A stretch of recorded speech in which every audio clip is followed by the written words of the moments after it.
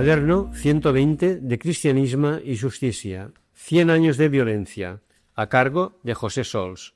José Sols es teólogo e historiador, responsable de la Cátedra de Ética y Pensamiento Cristiano del Institut Químic de Sarrià de Barcelona, Universitat Ramon Llull. Es miembro del Centro de Estudios Cristianismo y Justicia y colabora en el capítulo español del Club de Roma. Ha sido educador en cárceles de París y de Barcelona. Primer apartado. Introducción.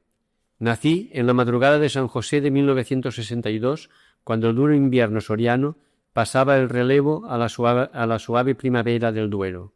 Mi nacimiento, supongo que como cualquier otro, levantó gran revuelo en la familia. Entré en la humanidad a través de una familia valenciana, española, católica, occidental, de habla castellana, de raza blanca, de considerable cultura, con un nivel económico en ascenso, y mi sexo era y sigue siendo varón. Todavía no había cumplido el año cuando nos trasladamos a Barcelona.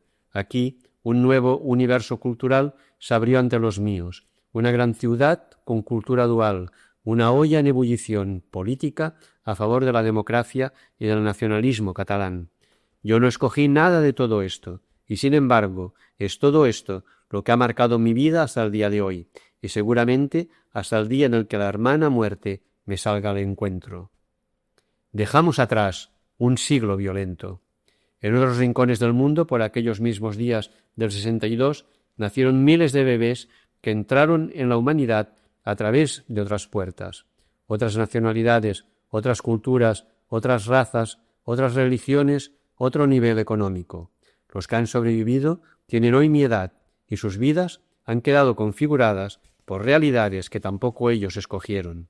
Sin duda, no somos marionetas culturales en el teatrillo de la vida, dirigidas por una mano invisible. Simplemente no escogemos la pista cultural de despegue para el imprevisible vuelo de la libertad humana. Esos miles de coetáneos, millones si ampliamos el segmento de tiempo, pertenecemos a grupos distintos, a veces enfrentados. Unos sentimos recelos de los otros. Estoy seguro de que si yo visitara cierto país islámico solo, no andaría muy seguro por algunas de sus calles con mi aspecto de occidental despistado, del mismo modo que hoy algunos musulmanes extranjeros se pasean por las calles de mi ciudad, que es también la suya, con una actitud paranoica, quizás justificada.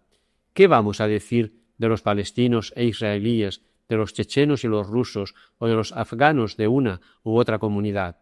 Andan despreciándose y hasta matándose. Hemos nacido en un mundo violento, hemos construido un mundo violento, dejamos como herencia un mundo violento. ¿Por qué? Esta pregunta me persigue desde hace años. Las respuestas que empezaron siendo simples y me satisfacían solo relativamente, poco a poco se han ido haciendo complejas y hasta oscuras. Ahora me sitúo, como muchos, en el umbral del no saber. No sé, no entiendo, no quiero entender por qué el mundo es tan violento. Como dice John King, cualquier intento de teorización acerca de la violencia podría parecer a primera vista un recurso a una retórica autocomplaciente. No quiero entender porque me parece una falta de respeto hacia las víctimas. Pretender explicar la violencia como si de una receta culinaria se tratase. Sin embargo, me siento impelido a reflexionar sobre ella, a averiguar de dónde procede, con la esperanza ilusa, quizás, de que algún día podamos vivir todos en paz entre nosotros y cada uno consigo mismo. Y todos somos todos. No me olvido de nadie. El siglo XX ha sido el más violento de la historia de la humanidad. Nunca antes habíamos utilizado bombas tan devastadoras como las que arrasaron Hiroshima y Nagasaki en agosto de 1945.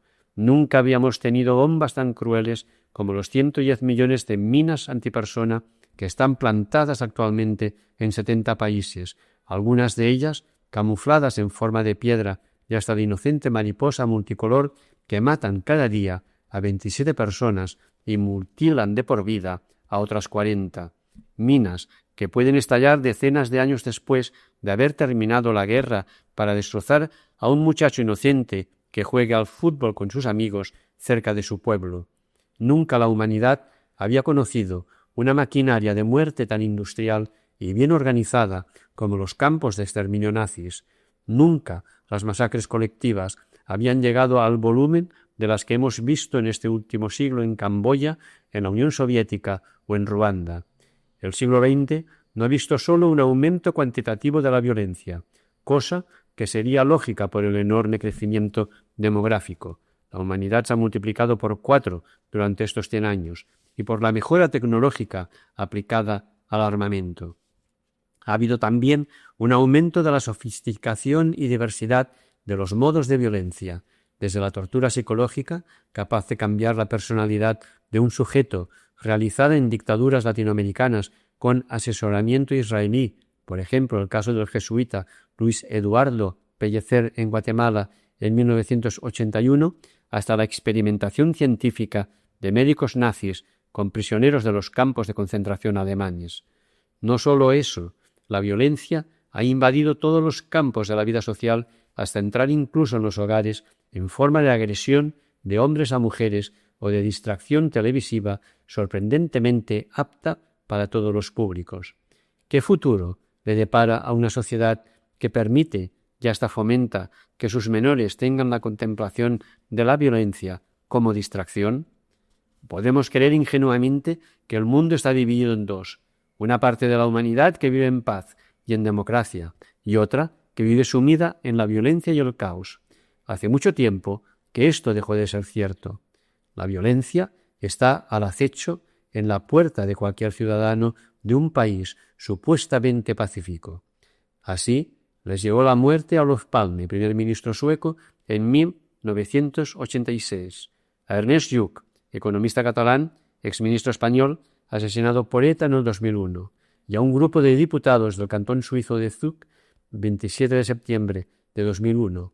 La industria del armamento, el negocio de la droga, los movimientos migratorios hacen que la violencia no quede circunscrita a una localidad geográfica, sino repartida, aunque desigualmente, en la totalidad del planeta. Es necesario que hagamos un repaso de los 1000 ejemplos de violencia que ha habido en el último siglo. Es necesario que recordemos la expulsión y asesinato masivo de los turcos que vivían en los Balcanes entre 1912 y 1913, cuando se resquebrajaba el Imperio Otomano como respuesta a siglos de represión turca a las comunidades serbias, griegas, búlgaras y rumanas, el genocidio de los cristianos armenios en Anatolia a manos de los turcos, a los que habría que sumar los 250.000 armenios asesinados en los últimos años del siglo XIX, el asesinato masivo de serbios perpetrados por los búlgaros en 1917, la política represiva y expropiadora de Stalin que llevó a la ejecución de millones de ciudadanos de diferentes repúblicas soviéticas, solo en Ucrania 14 millones, el exterminio de chilos a manos del ejército japonés en 1937 con armas químicas y bacteriológicas como el ántrax o el tifus, o simplemente a sangre fría, solo en un día, el 13 de diciembre, y en una sola ciudad de 650.000 habitantes, Nanjing, fueron asesinados entre 260.000 y 350.000 civiles chinos, y en total se habla de entre 10 y 35 millones de asesinados durante aquellos meses genocidas. Las ejecuciones masivas en los campos de exterminio nazis, tras un lento proceso de degradación y de humillación, los bombardeos a ciudades durante la Segunda Guerra Mundial con enormes pérdidas humanas y culturales, la masacre camboyana dirigida por Pol Pot, 2 millones de muertos, las represiones militares con cobertura norteamericana en América Latina, 200.000 muertos en Guatemala, 75.000 en El Salvador, o la Operación Cóndor, causante de miles de desaparecidos y asesinados en Argentina y Chile, con implicación directa de personalidades como Henry Kissinger, onírico Premio Nobel de la Paz. La guerra de Argelia, la guerra de Vietnam, el exterminio de kurdos en Turquía e Irak, el asesinato de 1/3 de la población de Timor Oriental tras la invasión indonesia de 1975 con el consentimiento de Gran Bretaña, Estados Unidos y Australia, la matanza poscolonial entre tutsis y hutus en la región de los Grandes Lagos en 1994, que se saldó con cerca de 1 millón de muertos, la limpieza étnica por parte de los serbios en Bosnia durante los años 90, los terrorismos nacionalistas, fundamentalistas religiosos, solo en Argelia más de 100.000 civiles asesinados, los ejércitos de cárteles de la droga, las mafias y tantas formas de guerra civil. Supongo que no. Todos sabemos que este siglo ha conocido un grado de violencia, planificada o no, que supera todo lo previsible. Por delante, otro siglo aparentemente poco pacífico. El atentado fundamentalista islámico del 11 de septiembre de 2001 en los Estados Unidos, la consiguiente guerra de este país contra el terrorismo internacional, entre otras grandes noticias que han ocupado a los medios de comunicación social, muestran que el nuevo siglo nace también bajo el signo de la espada. Si no fuera así, si la violencia hubiera quedado encerrada en un siglo nefasto, solo interesaría a los historiadores estudiar la pluralidad y la persistencia de sus manifestaciones durante esa centuria sangrienta. Pero desgraciadamente, la violencia es tan actual hoy como hace 10 o 20 años. Cambian los lugares y los modos, pero la tierra sigue manchada de sangre. Incluso países que parecían dejar definitivamente atrás sus tiempos de violencia ven rebrotar las agresiones de nuevo. Cuando redacto estas líneas, el presidente norteamericano George Bush está logrando que el Congreso apruebe enormes aumentos presupuestarios encaminados a mejorar el armamento y a consolidar su ejército como número 1 del mundo, mayor que los 9 siguientes juntos, hasta alcanzar el 40% de la producción de armamento del mundo entero. Pocas veces las armas van al contenedor sin haber sido utilizadas.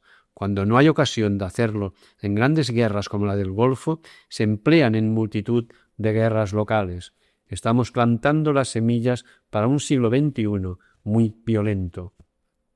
El hecho de que el fenómeno de la violencia se extienda con facilidad a segmentos de población cada vez de menor edad, jóvenes y adolescentes por doquier, niños en Brasil, Liberia, Sierra Leona, Sudán, Ruanda, Bosnia, aumenta la preocupación por el siglo que acabamos de empezar.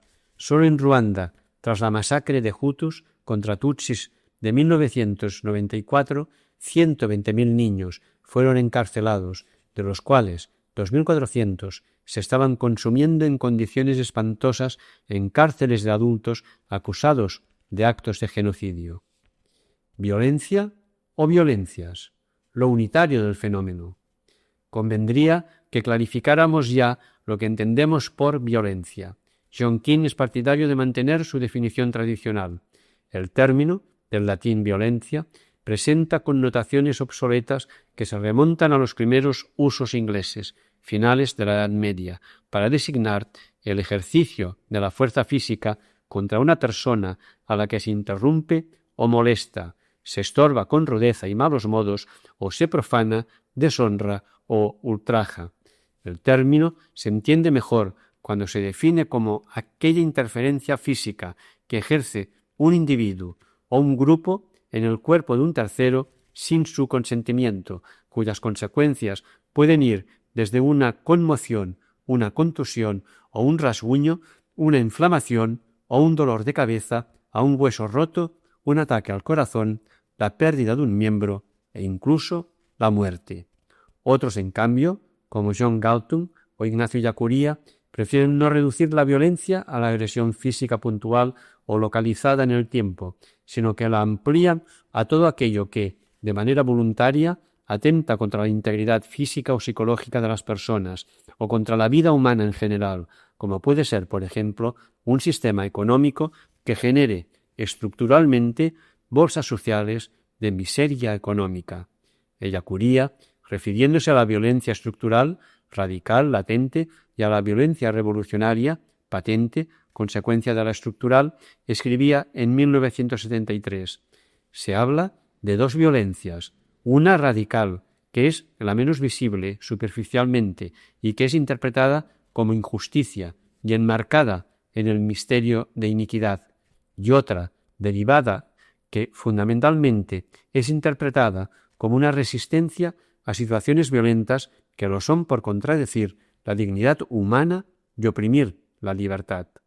Esta fue también la posición de la Segunda Asamblea General del Episcopado Latinoamericano en Medellín en 1968, que, con espíritu de denuncia profética, calificó de violencia institucionalizada a la situación en que se encontraba el subcontinente.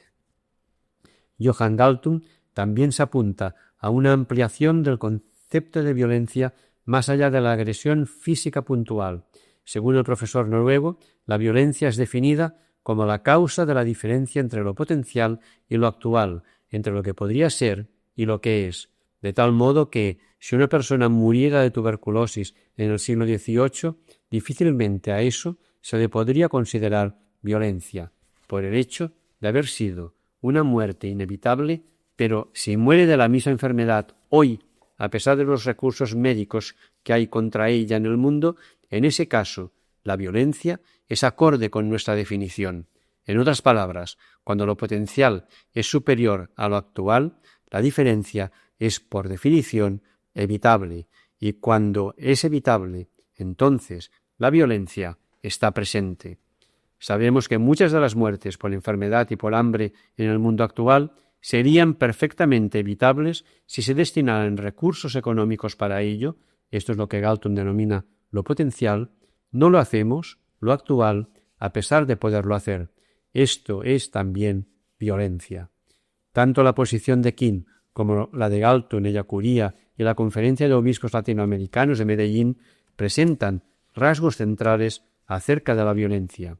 Violencia es mucho más que una agresión física puntual, es cualquier agresión a la vida humana o a la integridad física hecha de manera puntual o mediante una estructura socioeconómica, según Galtung, Ellacuría y Medellín. Ahora bien, no diluyamos excesivamente el concepto de violencia de tal modo que al final ya no nos llame la atención la agresión física puntual, según King. ¿Por qué hablamos de violencia y no de violencias? ¿Por qué nuestro lenguaje tiende al singular cuando se trata de un fenómeno de pluralidad variopinta? Precisamente aquí vamos a perseguir lo unitario del fenómeno, el hecho de que una persona sea capaz de atentar contra la vida de otra, hiriendo así gravemente la alteridad, una nota esencial del ser humano. La violencia se presenta en una pluralidad de manifestaciones, pero la percibimos unitariamente. Esta percepción nos remite una y otra vez a la misma pregunta acerca de la violencia. ¿Por qué? La violencia es una expresión de la diferencia entre lo que el hombre constata que es y lo que siente que debería ser.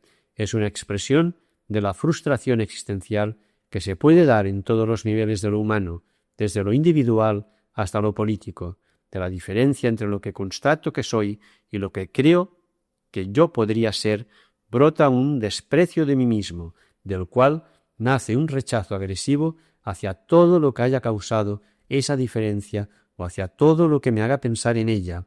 Violencia e insatisfacción van de la mano. La violencia es un modo de expresar una frustración, una decepción. Destruyo porque me siento destruido. Si caigo, que otros caigan conmigo. Segundo apartado. Recorridos hacia la violencia. Hay diferentes recorridos humanos que llevan a la violencia. Aquí vamos a analizar 3 de ellos. Los 2 primeros abordan el problema de la identidad, el tercero el de la lucha por la vida. Crisis de identidad por ensanchamiento del mundo. ¿Quién soy? Ha ocurrido en diferentes momentos de la historia que el universo social ha crecido en poco tiempo debido a un cambio político, como por ejemplo el paso de la polis griega al imperio helénico de Alejandro, o, actualmente, en Europa, el paso del Estado-nación a la Unión Europea. Aumenta el espacio social, el universo de referencia. El aumento del espacio social provoca problemas de identidad en individuos y en grupos. ¿Quién soy? ¿Quiénes somos? En la localidad de mi pueblo, de mi barrio, si es que se trata de un barrio con cierta solera, me sitúo con facilidad. Tengo un nombre, soy conocido, soy hijo de alguien y nieto de alguien.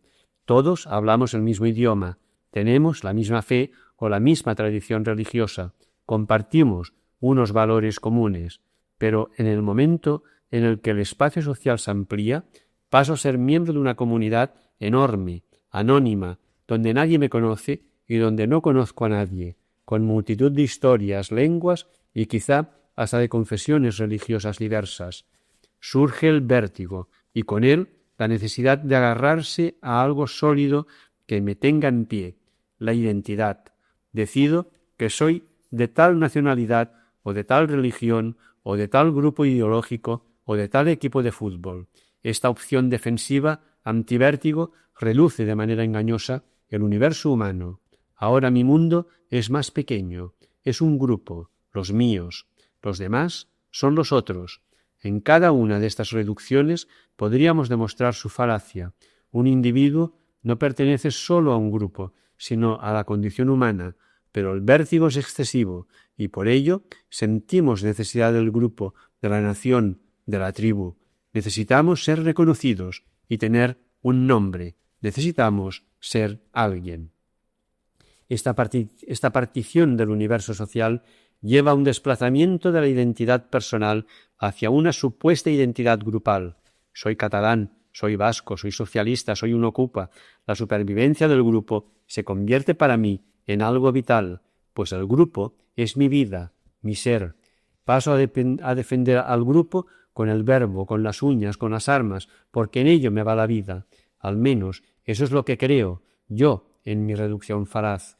Todo aquello que osa atentar contra mi grupo atenta contra mi vida, porque mi vida es el grupo, aquello que me da identidad, que me permite ser. El mundo conocido ha quedado dividido de un plumazo en dos, los míos y los otros. Me siento impelido a trabajar y hasta luchar por la supervivencia de los míos y por la destrucción de los otros. Su sola existencia es una amenaza para la mía, la nuestra. La violencia está servida. Los más tímidos, rescatados o cultivados, sólo utilizarán una violencia verbal, un desprecio del otro, a través de actitudes y de comportamientos sociales políticamente correctos, aunque humanamente nefastos. En cambio, sus hijos, más adolescentes, más desinhibidos, menos preocupados por las formas, quizás pasarán directamente a la agresión física. En el siglo XX, el mundo se ha hecho enorme. La población ha aumentado considerablemente y las ciudades se han superpoblado. El campo se ha vaciado en casi todos los continentes. Un extraterrestre que nos visitara no lograría entender por qué vivimos apiñados en Londres, París, Barcelona, Madrid, Nueva York, México, Sao Paulo, Tokio, Calcuta, mientras que hay enormes extensiones de terreno vacías, por ejemplo en Canadá, en África o en Sudamérica. La superpoblación del mundo y de las grandes urbes ha llevado a muchas personas a este ensanchamiento del horizonte social y ha provocado un aumento exponencial de la pluralidad cultural en cada ciudad. Cada día, cuando salgo a la calle, veo en poco rato europeos occidentales, eslavos, africanos, subsaharianos, magrebíes, sudamericanos, andinos, norteamericanos, pakistaníes. ¿Dónde estoy? En cualquier gran ciudad del mundo global. Crisis de identidad por identificación del tener con el ser. ¿Qué soy? Hay otro camino que lleva también hacia la violencia, hacia la destrucción del otro, y que tiene que ver también con la identidad. Proteger como sea lo que considero que es mío. Si en el primer recorrido se daba una reducción del universo social al grupo local, aquí se da una proyección del ser al tener. Soy lo que tengo. Por tanto, si lo que tengo está en peligro, mi identidad puede desaparecer. Hasta donde alcanza nuestra memoria histórica, tenemos multitud de ejemplos de valoración de la identidad en función de las posesiones.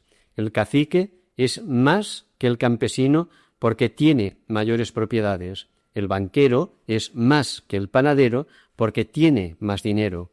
El ministro es más que el funcionario porque tiene más poder, mayor influencia social y mayor sueldo. Sin embargo, todos estos sujetos son sólo personas. El día en que se mueran, habrá en su lápida un nombre y dos fechas, la del nacimiento y la de la muerte. A pesar de ser todos simplemente personas, sus vidas y sus comportamientos son distintos, porque unos tienen mucho y otros poco. Visibilizamos el ser a través del tener. Esto hace que, al sentir que el tener está en peligro, experimentemos una amenaza existencial, vital. Si alguien o algo atenta contra mi coche, mi puesto de trabajo, mi casa, mi cuenta corriente, mi patrimonio, me defenderé con las uñas o con lo que sea, porque perder eso significaría perderme. Yo soy eso, yo soy mi casa, mi coche, mi sueldo, mi cuenta corriente, mi patrimonio.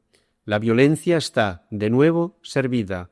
Agrediré a quien ose atentar contra mi ser, que es mi haber.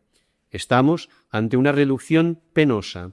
La humanidad queda aniquilada, reducida a un montón de cosas, a unos cuantos ceros a la derecha de una cifra que va del 1 al 9 en una cuenta bancaria. La complejidad y riqueza del ser humano se empobrece infinitamente. Cada cero de más que yo tenga a la derecha de los dígitos de mi cuenta me permite entrar en un universo material nuevo, y eso me hace ser alguien nuevo, más grande. Soy más si tengo más. Pensemos en cómo tratamos al ministro que visita un día nuestro puesto de trabajo y cómo tratamos a la muchacha que pide limosna en un semáforo. Nadie me podrá demostrar que uno es más persona que la otra. Nadie me podrá demostrar que hay algo que sea más importante que el mero ser persona. Y sin embargo, el trato a uno y a otra es tristemente opuesto.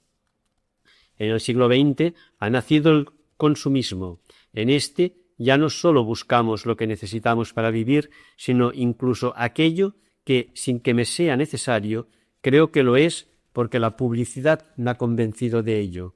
La primera revolución industrial fue encaminada a producir a gran escala una serie de bienes solicitados por una sociedad enriquecida gracias a una acumulación de capital en el campo y en el comercio. Las posteriores generaciones industriales ya no persiguieron este objetivo, sino que se empeñaron en convencer a la sociedad de la necesidad de consumir algo que a continuación era ofrecido. La argumentación siempre apuntaba a la calidad de vida. Supuestamente se es más feliz si se tiene coche, nevera, congelador, televisión, calefacción central, aire acondicionado, vídeo, ordenador, segunda residencia, o a la imagen pública, ser alguien, ser respetado, aunque no está demostrado que el grado de felicidad de un ciudadano medio de Tokio sea hoy mayor que el de sus antepasados de cultura medieval. El consumismo ha disparado exponencialmente la obsesión por el tener y la identificación del ser con las posesiones. Un rasgo que venía de lejos se ha acentuado enormemente en estos últimos 100 años, y con él la violencia que comporta. La lucha por el mínimo vital. ¿Cómo sobrevivo? Vamos a por el tercer y último recorrido hacia la violencia que exponemos aquí. Se trata de la negación del mínimo vital. Por mínimo vital entendemos aquí la suma de 7 cosas: alimentación, vivienda, vestido, salud, cultura, libertad, paz. En estos 7 ejes se desarrolla una vida humana con dignidad. Podríamos expresarlo con la pirámide de las necesidades de Maslow, que de abajo a arriba contiene los siguientes pisos: necesidades de autorrealización, dar lo que uno es capaz, autocumplimiento; necesidades de autoestima, autovalía, éxito, prestigio; necesidades de aceptación social, afecto, amor, pertenencia, amistad; necesidades de seguridad, protección contra el daño; necesidades fisiológicas, alimentación, agua, aire. Abraham Maslow, psicólogo conductista norteamericano de origen ruso, mostró que en el ser humano las necesidades están ordenadas en gradación ascendente. Cuando las de un orden inferior y más básico están cubiertas, se experimenta el deseo de satisfacer las de orden superior. A lo largo del siglo XX, a buena parte de la humanidad se le ha negado lo más básico para la vida, el mínimo vital. Hambre, persecuciones, tortura, asesinato han abundado durante estos 100 años. Cuando no obtenemos lo básico para la vida por medios normales, pacíficos, lo buscamos por otros medios, quizás violentos. Es la lucha por el mínimo vital, por la supervivencia. Imaginemos un reparto de comida en una región devastada por el hambre en la que vivimos nosotros. Queremos alimentarnos y alimentar a nuestros hijos pequeños. Se nos propone hacer una cola ordenada y se nos asegura que habrá reparto para todos. Hacemos la cola pacientemente. El tercer mundo y los periodos de posguerras o de poscatástrofes naturales abundan en colas interminables. Pero supongamos que vemos que no hay comida para todos, que no hay orden, que la comida será para el más espabilado. No cabe duda de que la violencia podría brotar en pocos segundos. Empujaríamos y arañaríamos a quien fuera con tal de poder obtener algo de comida para nosotros y para los nuestros. Quizás aún sería mayor nuestra violencia si viéramos que alguien tiene enormes cantidades de comida mientras que nosotros vivimos en la indigencia. Lo natural es el equilibrio. El desequilibrio produce movimientos violentos en búsqueda del equilibrio natural.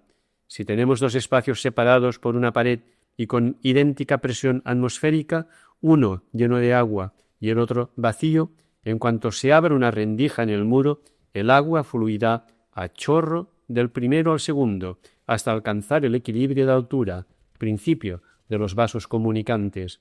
En un mundo de bienes básicos pésimamente repartidos, los que carecen de ellos producen violencia para obtenerlos y arrancárselos a aquellos que los tienen en exceso. Por este motivo, la violencia va a menudo unida a la pobreza extrema y a la superpoblación. Los mayores índices de violencia suelen darse en las grandes urbes, en los enormes barrios de miseria, mucho más que en el campo o que en tranquilas zonas residenciales de baja densidad demográfica.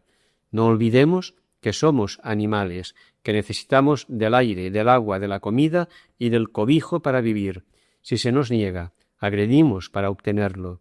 La historia de la Alemania nazi es uno de los grandes ejemplos de esta animalidad. Uno de los pueblos más cultos de Europa, padre de la filosofía moderna, de la geografía moderna, de las mejores composiciones musicales, de instituciones en muchos sentidos brillantes, cayó en la mayor de las violencias imaginables, el genocidio industrial, como consecuencia de una insatisfacción básica, la suma de las condiciones económicas durísimas del Tratado de Versalles, sólo algo atemperadas en los años 20 por el Plan Dayves, la crisis económica de los años 30 como consecuencia del crack del 29 y el miedo de los capitalistas a una sovietización del país como prolongación del éxito de la Revolución Rusa. Tercer apartado: biología e historia. La violencia tiene una componente animal importante. El ser humano pertenece a una especie animal agresiva. Agresividad no es lo mismo que violencia, aunque a veces confundamos los términos en el lenguaje coloquial. La agresividad es una nota de diversas especies animales por la cual el individuo o el grupo se protegen de influencias negativas exteriores que puedan atentar contra su vida o su bienestar, así como también buscan la supervivencia mediante el esfuerzo. La leona caza cebras para comer. Sin esa agresión, los leones habrían perecido hace millones de años. La leona también protege a sus crías de posibles agresiones exteriores. Comida y protección se canalizan a través de la agresividad. El ser humano está en este grupo de especies. El que no lo vea así, que pruebe a arrancar bruscamente a un bebé de los brazos de su madre por la calle y palpará en menos de 2 segundos cómo aquella mujer serena se transforma en una fiera. Somos una especie animal agresiva, no violenta. No obstante, la agresividad no es la violencia, es el espacio entitativo donde se puede dar la violencia, si es que llega a darse. El espacio no es causa del fenómeno, sino su posibilidad. Para Konrad Lorenz, la agresividad es un rasgo animal gracias al cual se perpetúa la especie, pues distribuye los animales de una misma especie por el espacio vital disponible, los selecciona a través de combates entre rivales, permite defender a los hijos y posibilita las pulsiones que hacen de motor. Por ello, no ve nada diabólico en la agresividad animal de la que el hombre participa. La agresión intraespecífica es parte esencial en la organización conservadora de la vida y de todos los seres.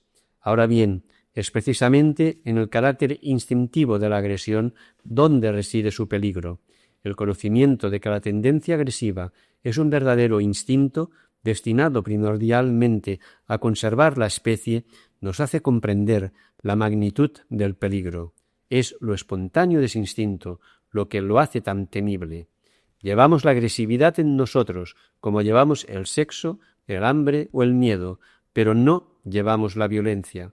La violencia llega de fuera, o al menos así lo sentimos.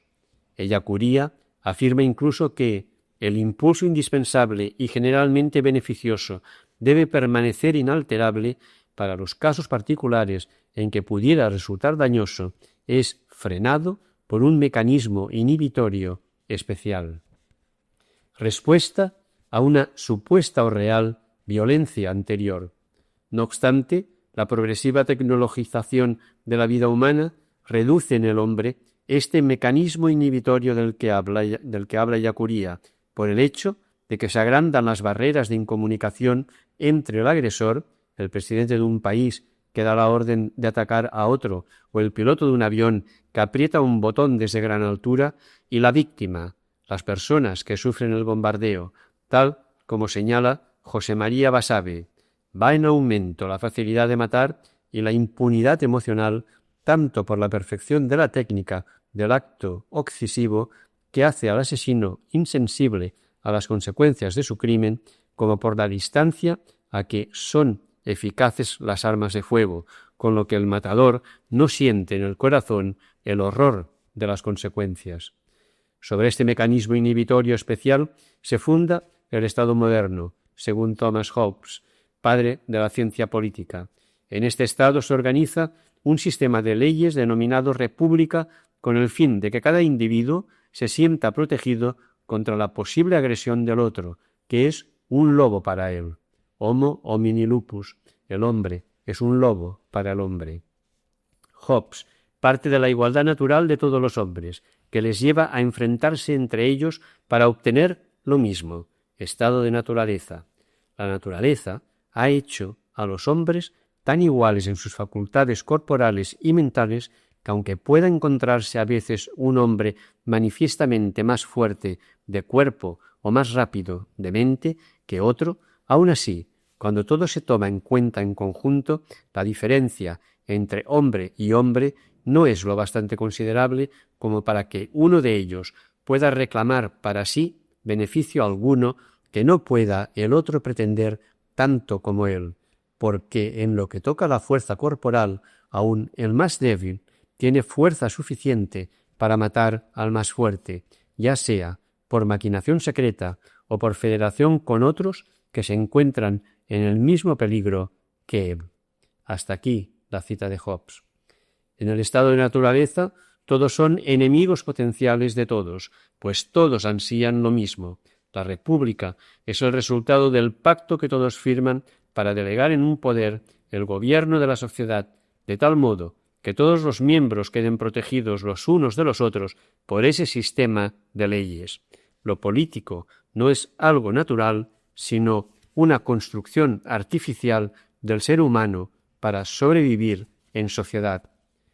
La causa final, meta o designio de los hombres, que aman naturalmente la libertad y el dominio sobre los otros, al introducir entre ellos esa restricción de la vida en repúblicas, es cuidar de su propia preservación y conseguir una vida más dichosa. Tampoco Hobbes afirma que el ser humano sea violento por naturaleza, sino que al estar en sociedad lucha por la vida frente a otros. Pero si la violencia no está en nosotros, si lo que tenemos es solamente la agresividad que nos permite sobrevivir, ¿cómo es que llegamos a ser violentos? ¿Cómo es que llegamos a matar a otro, incluso construyendo una verdadera industria de la muerte, como es el caso de los ejércitos nacionales dotados de tecnología punta? Para contestar a estas preguntas radicales tendríamos que recurrir al mito antropológico, que no por ser mito significa que carezca de sentido, como hace René Girard en su discurso sobre la víctima propiciatoria o chivo expiatorio. Según Girard, en el proceso de formación de los homínidos van surgiendo comportamientos miméticos, esto es, de imitación de unos a otros. En estos comportamientos surge la rivalidad entre individuos del mismo grupo. Diferentes machos quieren tener la misma hembra, diferentes individuos quieren tener el mismo objeto o controlar el mismo territorio. Llega un momento en el que parece que todos desean lo mismo. Es la crisis mimética, que lleva a la indiferenciación, esto es, a la pérdida de la estructura social básica antes existente. La crisis puede llevar a una guerra de todos contra todos, lo que acabará en la aniquilación del propio grupo, o puede llevar al surgimiento de una víctima propiciatoria. Por un motivo u otro, de pronto, todos se encuentran señalando a uno del grupo, deseando descargar el peso de la violencia grupal sobre él. Con ello, se sacia el ansia de violencia acumulada en el grupo. La muerte de la víctima trae paz al colectivo. Esta víctima se convierte así en fuente de paz, con lo que aparece como un tótem sagrado, pues la religión nace originariamente como búsqueda de la paz en la vida humana, y la sociedad sale cohesionada frente a la víctima. Brota así la religión, la sociedad estructurada, y nacen la cultura y la moral.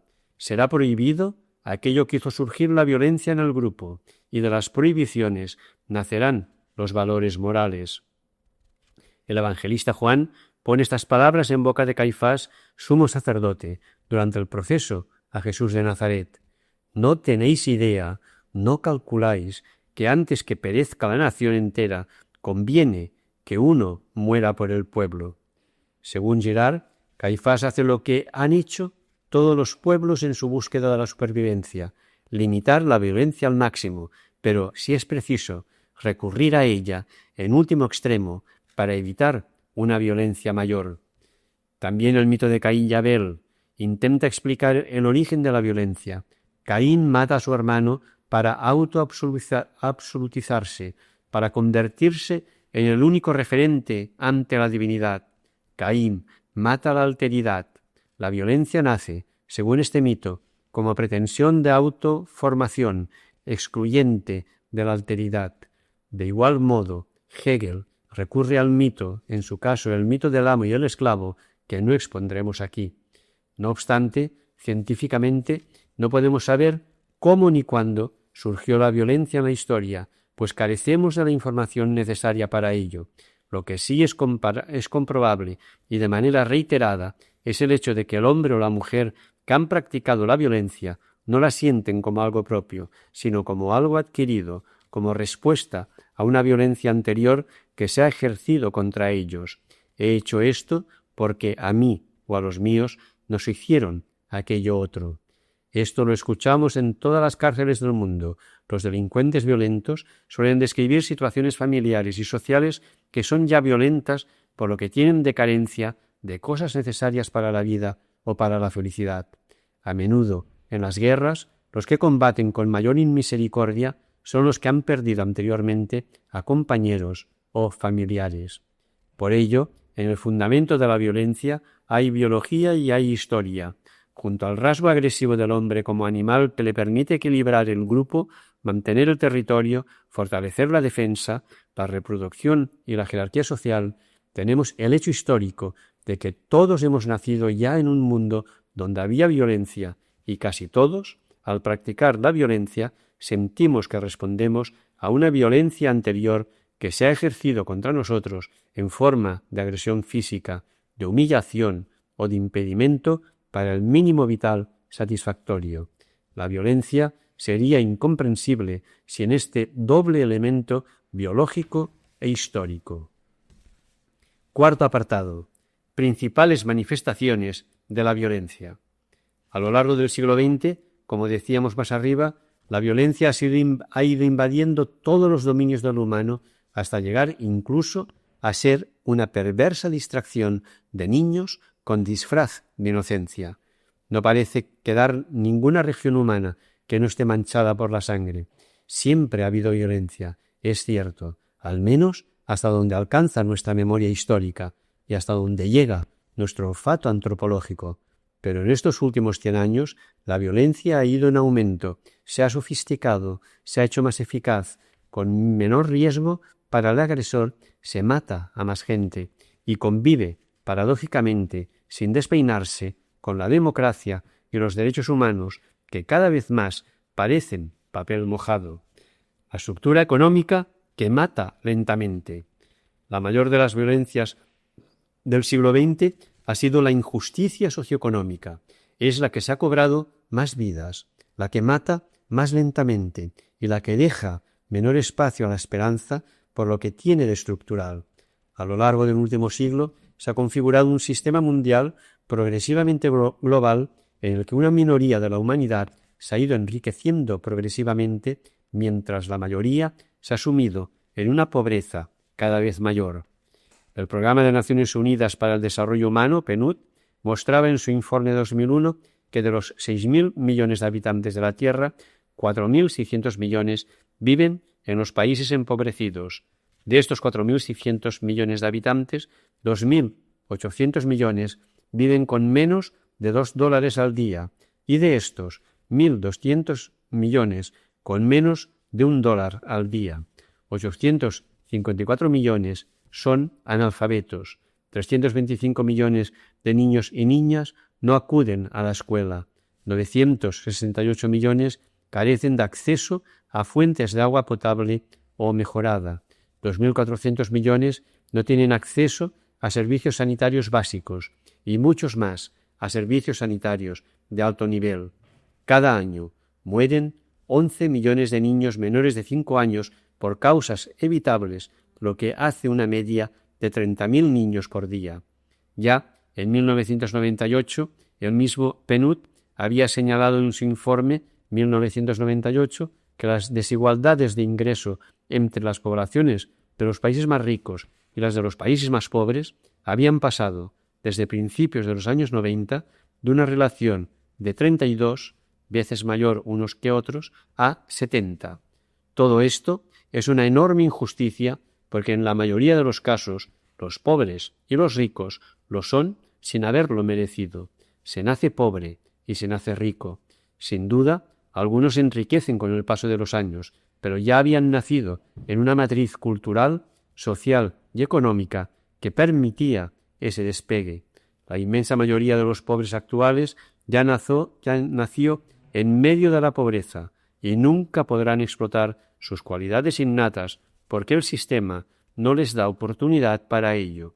Los futbolistas millonarios de origen humilde, tipo Maradona, son la excepción a la regla y sirven para tranquilizar la conciencia colectiva. El sistema económico que se ha impuesto en este último siglo, desde que las potencias europeas y Estados Unidos decidieran dominar el mundo para superar su crisis de crecimiento económico, es un gas que mata lentamente a los que no tienen dinero para comprarse la máscara protectora. No solo eso, la injusticia económica es causa de otras violencias, como hemos visto, porque la lucha por el mínimo vital puede suponer agresiones importantes. Nacionalismo e imperialismo, la divinidad laica que lo justifica todo.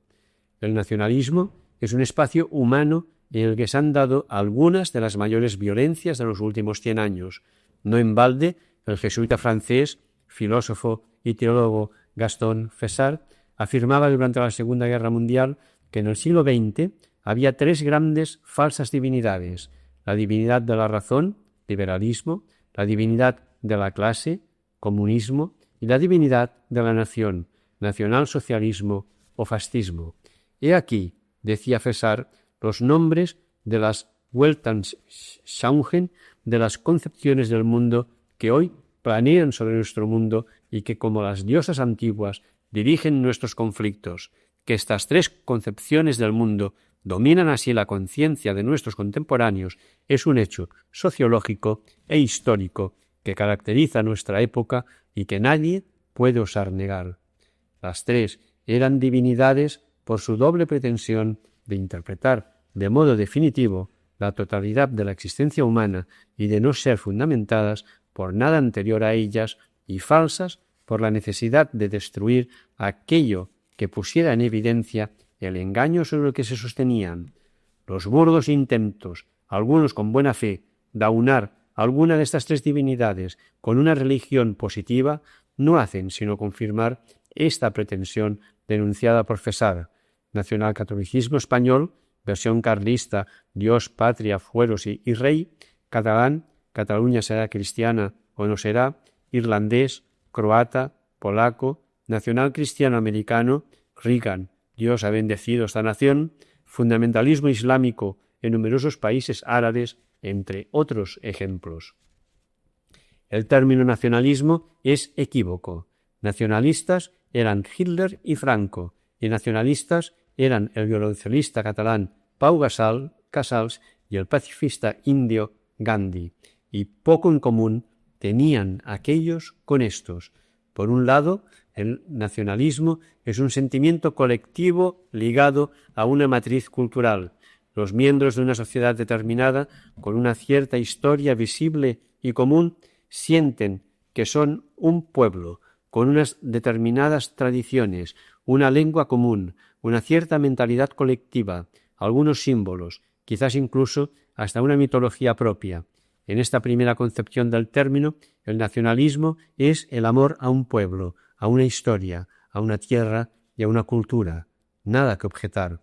Por otro lado, nacionalismo puede ser también la divinización de una patria, según Fesar, de modo que todo aquello que atente contra ella debe ser criticado, rechazado y hasta eliminado por insolente y por irreverente. El nacionalismo se convierte entonces en una religión a la antigua usanza, con un espíritu crítico casi nulo. La humanidad queda dividida repentinamente en tres grupos: los miembros de la nación, los enemigos de ésta y los miembros de otras naciones afines a ésta o irrelevantes para ella. Basta con tomar una copa en ciertos locales nacionalistas para entender esta división paranoica de la humanidad. Este nacionalismo usa y abusa de los mitos. Cuanto más míticas son las historias, más evocadoras resultan para el espíritu nacionalista por su carácter no discutible. En cambio, cuanto más realistas son, resultan más decepcionantes para ese mismo espíritu, dado que lo histórico es excesivamente concreto, particular y discutible por interpretable. De hecho, la mente nacionalista tiende a convertir lo histórico en mítico y soporta con mal humor y hasta con agresividad los revisionismos históricos que cuestionen el mito establecido. Este último tipo de nacionalismo ha llevado a la violencia repetidamente a lo largo de los últimos 100 años.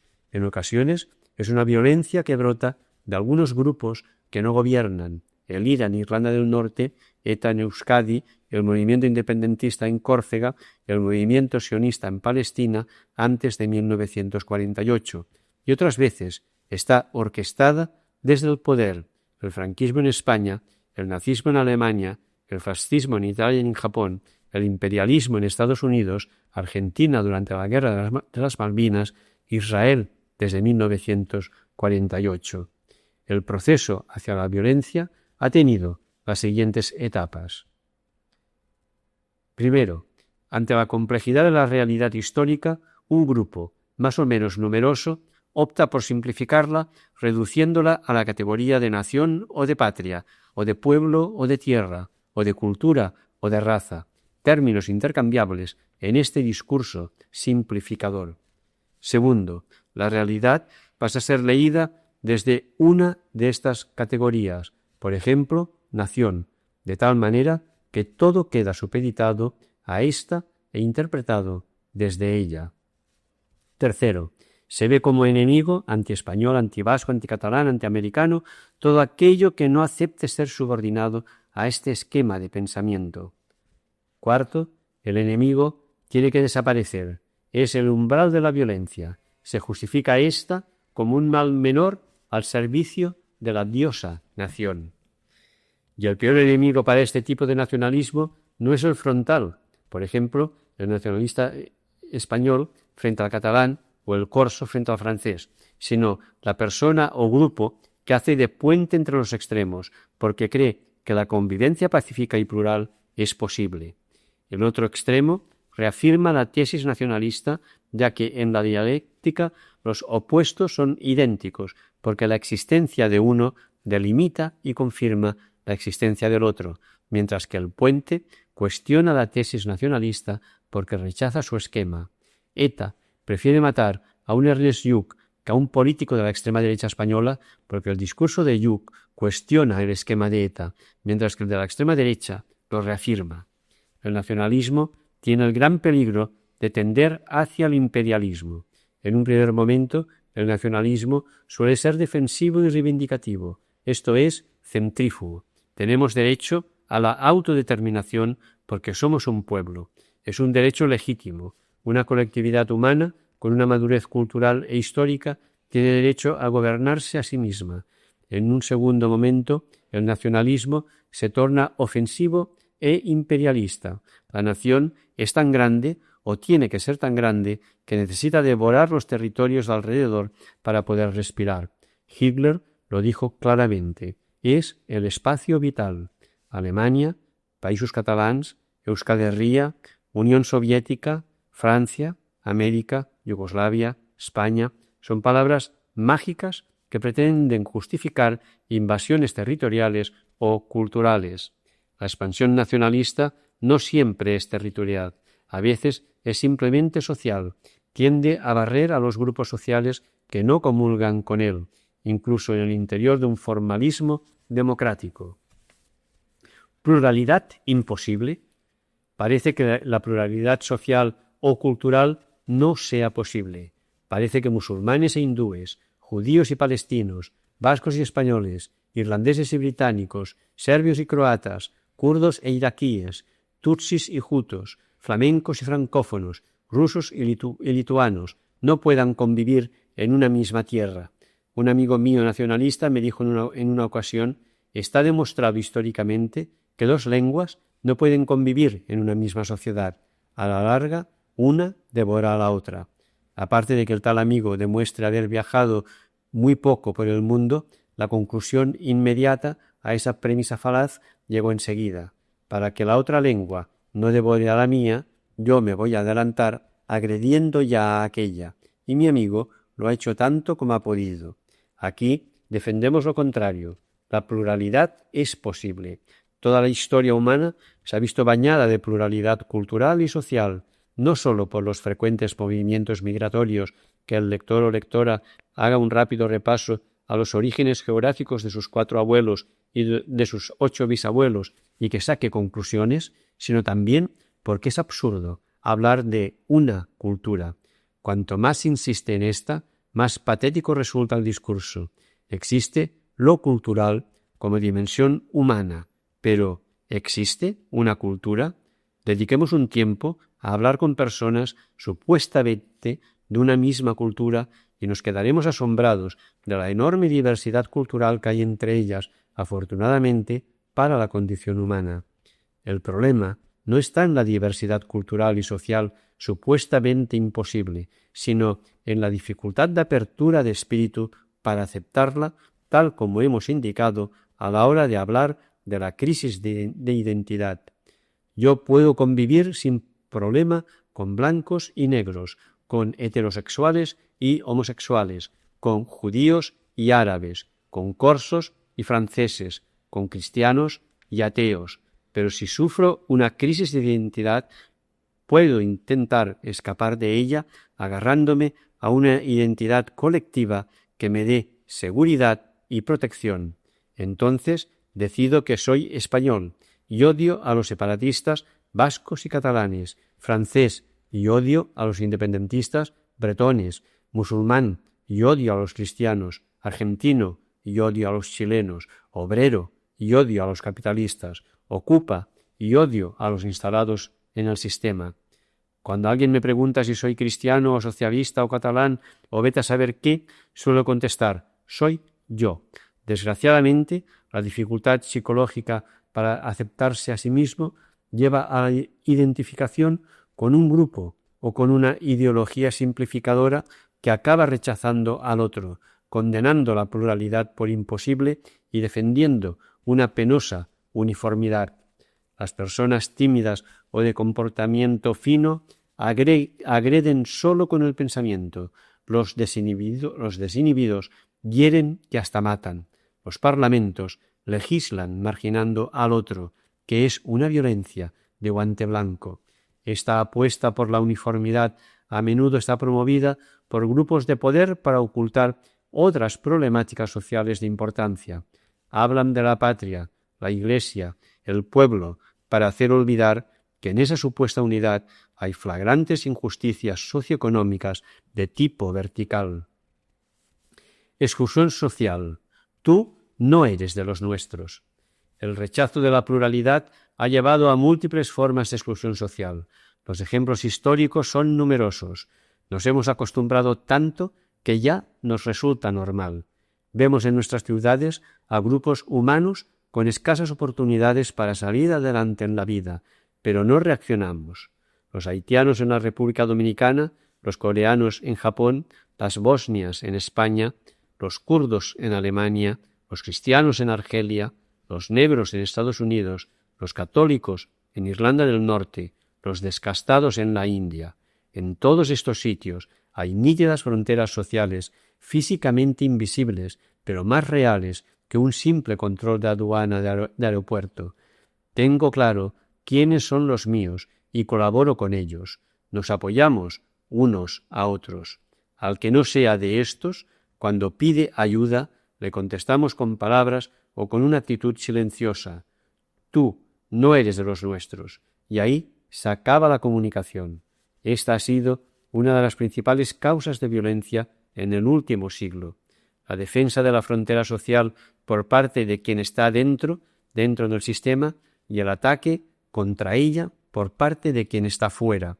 El que está dentro vive con cierta comodidad, incluso con lujo. Tiene miedo a perder lo que tiene, a perder lo que es, como ya hemos visto más arriba. Era el miedo que han tenido los blancos de Sudáfrica durante décadas de apartheid y el que ahora empiezan a sentir los europeos ante la llegada de inmigrantes. Se usa la violencia para barrar el paso. Por su parte, el que está fuera teme morir de inanición y puede llegar a usar la violencia para acabar de una vez con la frontera social y así acceder a las comodidades del interior del sistema. Tú no eres de los nuestros.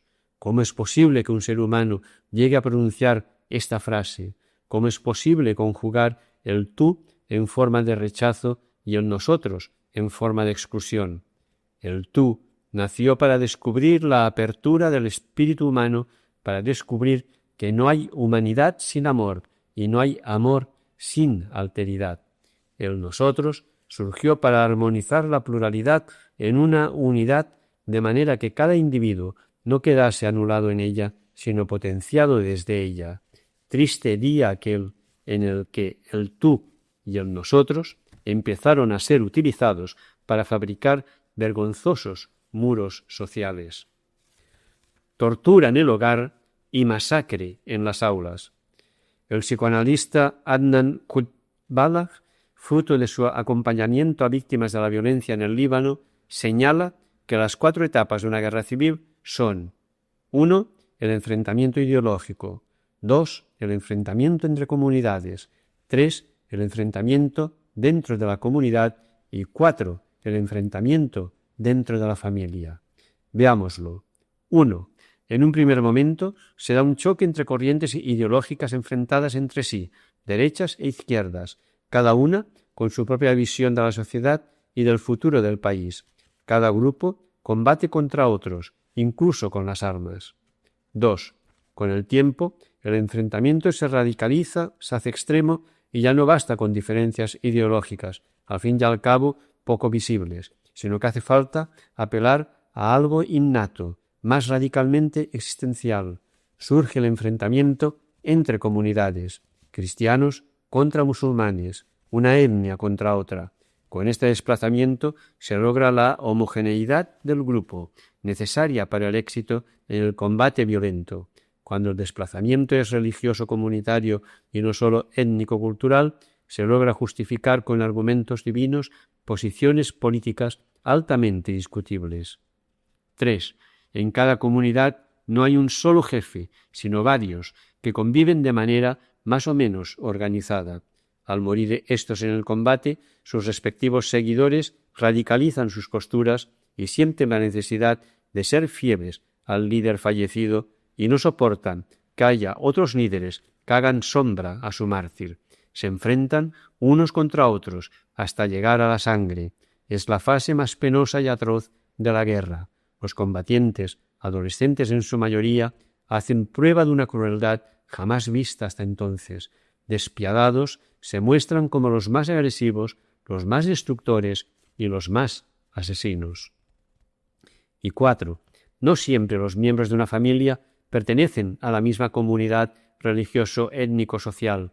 En Sarajevo, por ejemplo, había múltiples matrimonios entre serbio y croata o entre serbio y bosnia. El enfrentamiento entre comunidades llega al seno del hogar. Es la última etapa. Los hermanos se matan entre ellos como pasó en el Líbano. Jubala explica una anécdota tragicocómica. Un padre había llevado al hospital a sus 4 hijos heridos de bala en varias zonas de las piernas.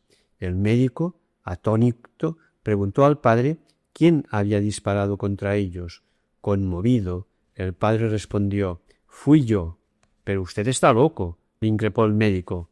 «Precisamente no lo estoy», contestó el padre. «Entonces, ¿cómo explica esto?» «Hágase cargo, doctor. 2 de mis hijos pertenecen al movimiento X y los otros 2 al movimiento Y. Una discusión entre ellos derivó mal. Cada uno tomó su Kalashnikov y se dispuso a tirar sobre el otro. Al ver el peligro y lo irreparable de la situación, no dudé.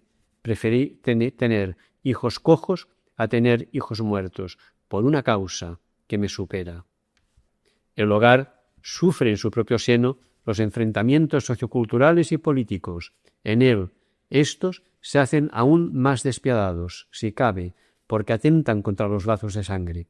Las sociedades violentas acaban llevando la sangre al seno de las familias, incluso más. Algunas personas que no se atreven a ser violentas fuera de casa se desinhiben en el hogar y agreden a sus seres queridos. En los últimos años ha aumentado notablemente el número de agresiones dentro de la pareja y de la familia. Cada vez más, los conflictos amorosos o de otra índole dentro del hogar acaban con una persona en el cementerio y otra en la cárcel. Igual ocurre con las aulas de los colegios e institutos de secundaria, especialmente en Estados Unidos, donde el acceso a las armas es fácil, debido a un derecho constitucional a todas luces anacrónico.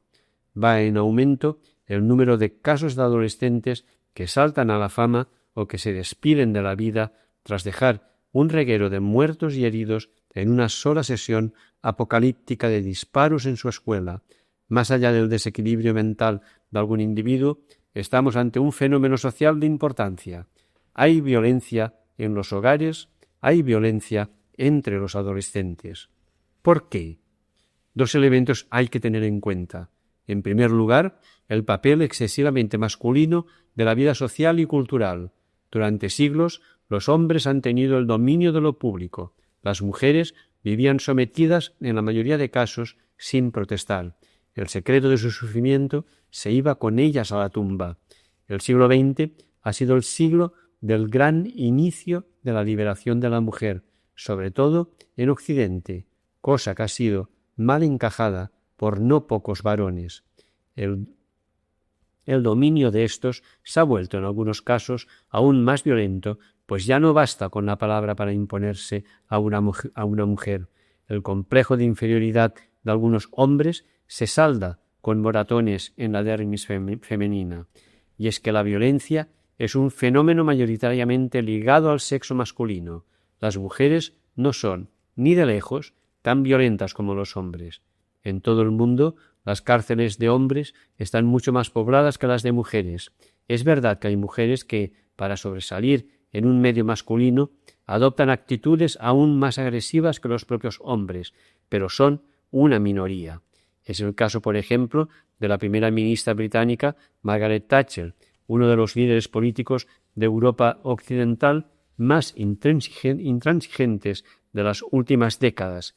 Guerra de las Malvinas, huelga de mineros, presos de Lida en huelga de hambre, etc. Lo habitual es que la violencia vaya unida al sexo masculino y a las sociedades gobernadas por hombres. La violencia constituye entonces una prueba palpable de ese desequilibrio, una sociedad en la que la mitad de sus miembros tiene coartada la libertad es una sociedad enferma. En el caso de las sociedades machistas, la enfermedad sufrida es, entre otras, la violencia.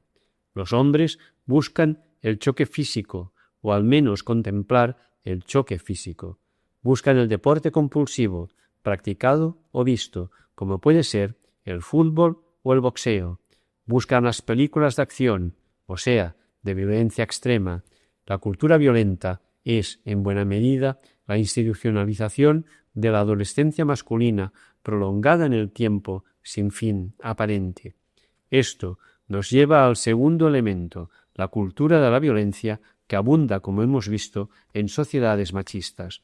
El muchacho que aparece un día en su colegio con un arma dispuesto a matar a docenas de compañeros y profesores lleva en sus retinas miles de horas de contemplación de la violencia como simple pasatiempo. Desde que se destetó sus primeros juegos y todos los que vinieron después han llevado la idea de matar a alguien, acabar con el enemigo. Que algunos hayamos logrado separar lo imaginario de lo real y no hayamos matado a nadie, no quiere decir que todos estén psicológicamente preparados para llevar esta absurda vida esquizofrénica. Al final, lo imaginado se hace real y la sangre corre por las aulas. La sociedad se horroriza, se rasga las vestiduras, esa misma sociedad que ha permitido que el muchacho agresor se hartara de ver películas de violencia, incluso en el cine del colegio. La estúpida solución es hacer cárceles más grandes y más seguras. Vaya tontería. La única solución verdadera pasa por permitir la entrada de todas las personas en la vida social, principio de no exclusión, por abordar seriamente el problema de la pobreza y de la injusticia social, que son semilla de violencia, por fomentar a todos los niveles la cultura de la paz y por poner de una vez un dique de contención a la cultura de la violencia, de manera que un muchacho pueda llegar a sus 14 años sin haber contemplado miles de asesinatos en la pantalla de cine, de televisión o en el videojuego. Religiones que matan. El mensaje de paz tiene una dimensión religiosa, pues nace de una convicción profunda que apunta a una apertura hacia lo trascendente. Conviene que el ser humano viva en armonía consigo mismo, con los demás miembros de su especie y con la naturaleza que le rodea. Esta afirmación no es ninguna ley física, sino una convicción antropológica y moral que brota de una cosmovisión, de una fe. Las religiones han aportado paz a la vida humana, en algunos casos con visión más cósmico-naturalista, Oriente, y en otros con visión más socio-fraternal, en Occidente.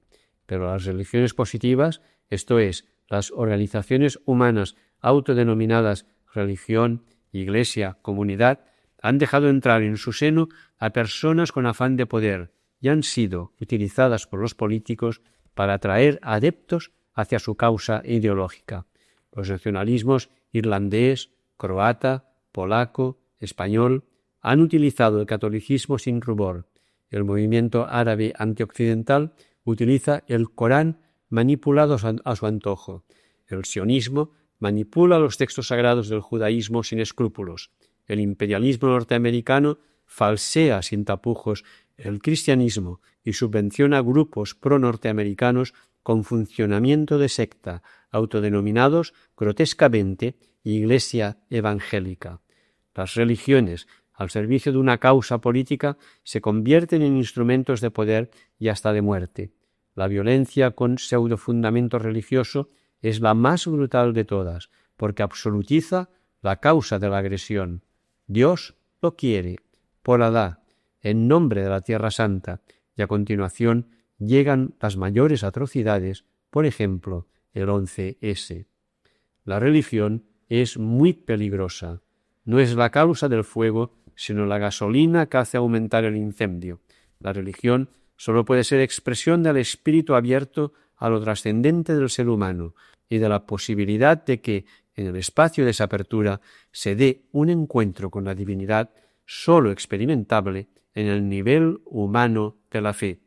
En ningún caso la religión ha de ser utilizada como instrumento político, aun cuando la fe religiosa tenga una innegable dimensión política, pues afecta a la globalidad de lo humano, incluido lo político.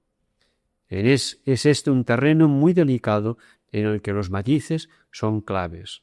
El arzobispo salvadoreño Óscar Romero y el filósofo jesuita Ignacio Ellacuría, como otros líderes de la teología de la liberación, desarrollaron una reflexión política desde la fe cristiana que les llevó a la fraternidad a reivindicar un mundo más humano con una estructura económica y política justa. Esa misma reflexión, en manos de espíritus simplistas, puede llevar a las armas y al horror. Por ello, algunos de los grandes momentos violentos del siglo XX han hablado el idioma religioso: catolicismo irlandés y anglicanismo británico en Irlanda del Norte, sionismo judío, ateísmo comunista, fundamentalismo islámico.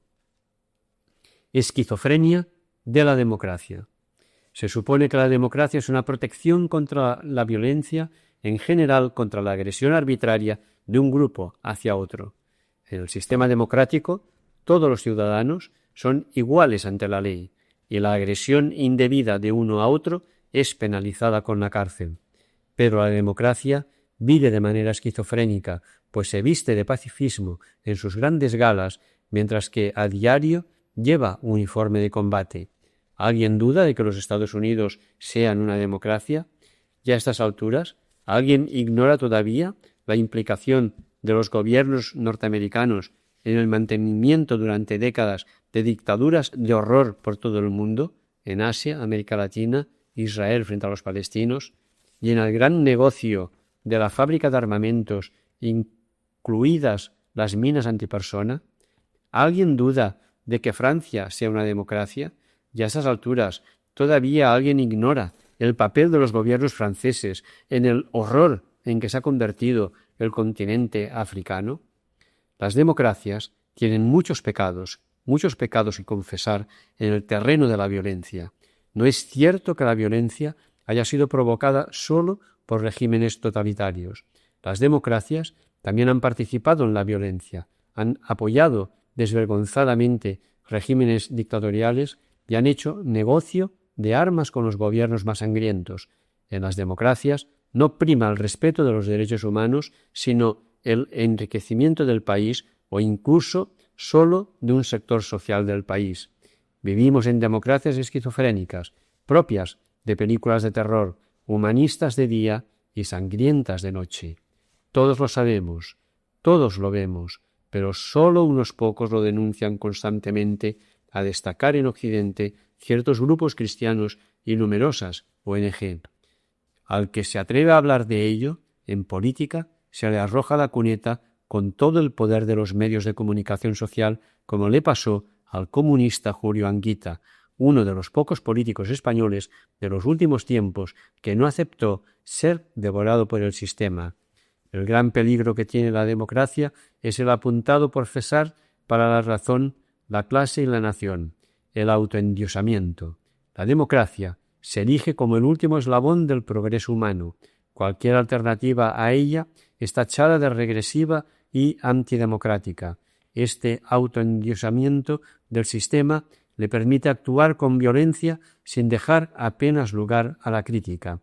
El presidente George Bush, tras el 11S, lo dijo con su habitual simplicidad: en la guerra contra el terrorismo internacional, el que no está con nosotros está contra nosotros.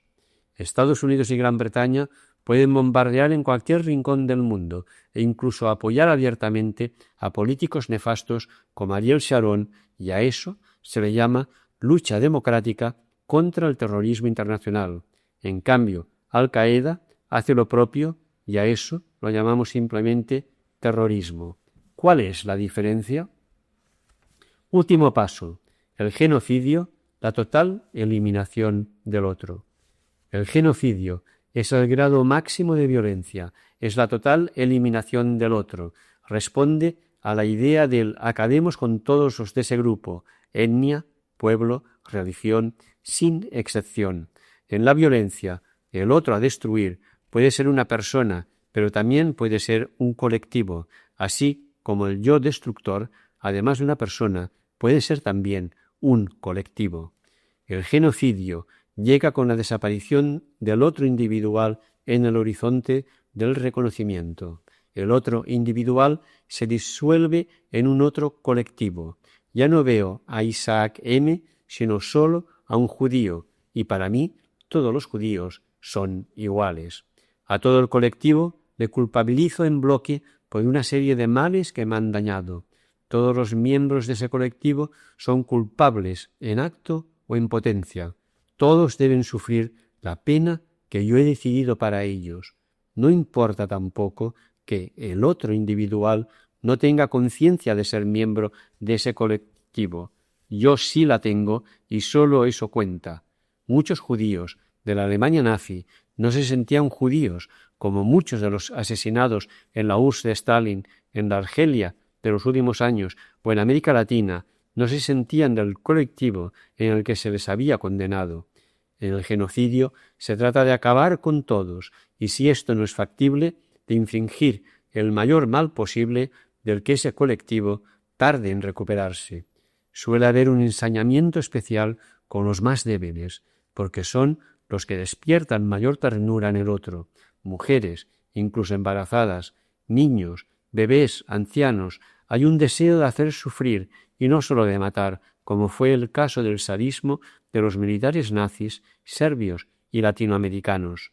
Contra las apariencias, los genocidios pocas veces responden a decisiones en caliente, como la matanza de Sikhs por parte de los hindúes en la India, tras el asesinato de Indira Gandhi. Al contrario, surgen de decisiones tomadas fríamente en despachos importantes cuando lo único que interesa es exterminar al enemigo.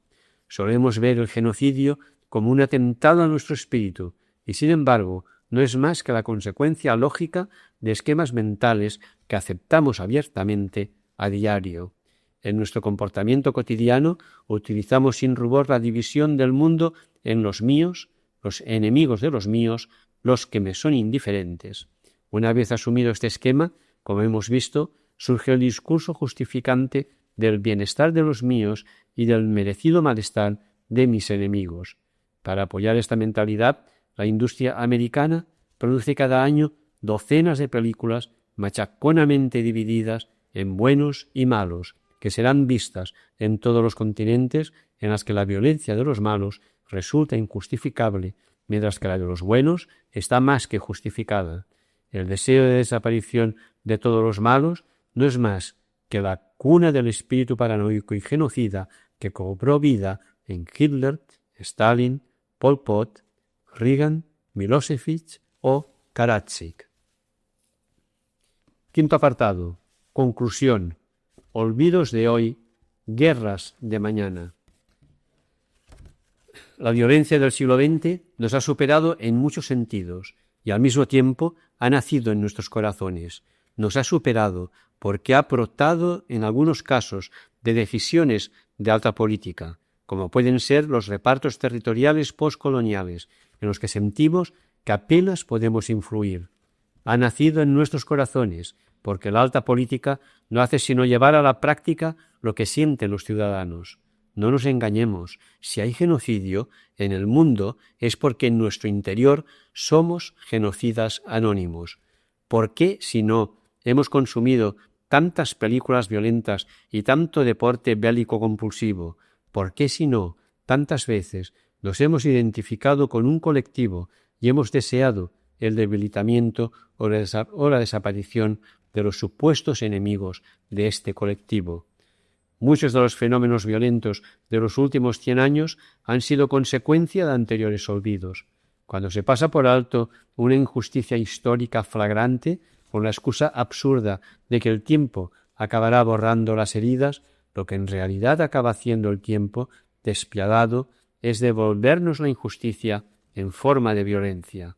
¿Quiénes fueron los cerebros privilegiados que diseñaron la partición poscolonial Tutsis-Hutus en la región de los Grandes Lagos o que se inventaron países sobre un mapa en Washington, en Londres o en París? ¿Quién fue el astuto que decidió que los capitales y los capitalistas del norte podían viajar por todo el mundo, mientras que los trabajadores del sur tienen que arruinarse para conseguir un hueco en una patera camino de Europa o de los Estados Unidos sin permiso de entrada? ¿Quién decidió que la humanidad se podía clasificar en razas por el color de la piel? ¿Quién decidió que se podía clasificar por nacionalidades? ¿Es acaso más importante tener un pasaporte que ser persona? La historia humana es un camino lleno de olvidos, de descuidos, de injusticias, que prometen un mañana mejor. Todo ello es terreno abonado para futuras formas de violencia a modo de venganza compulsiva. Aun siendo consciente, como decía al inicio de este estudio, de que el absurdo de la violencia me sitúa en el no saber y en la perplejidad, afirmo, con muchos otros, que el único modo de evitar o reducir la violencia del futuro consiste en trabajar activamente por el bienestar social y económico de todos en el presente histórico de la humanidad y en sembrar la cultura de la fraternidad universal como superación de la cultura de la división de la humanidad en grupos que se identifican como oposición de unos a otros. Digo fraternidad universal, no uniformidad. No atento contra la pluralidad, sino que apuesto por la convivencia pacífica y armónica de lo plural. Es cierto, no invento nada nuevo. De hecho, así fue creado el hombre. Al menos esta es mi convicción. Es mi fe. Hasta aquí el cuaderno 120 de Cristianisme y Justicia.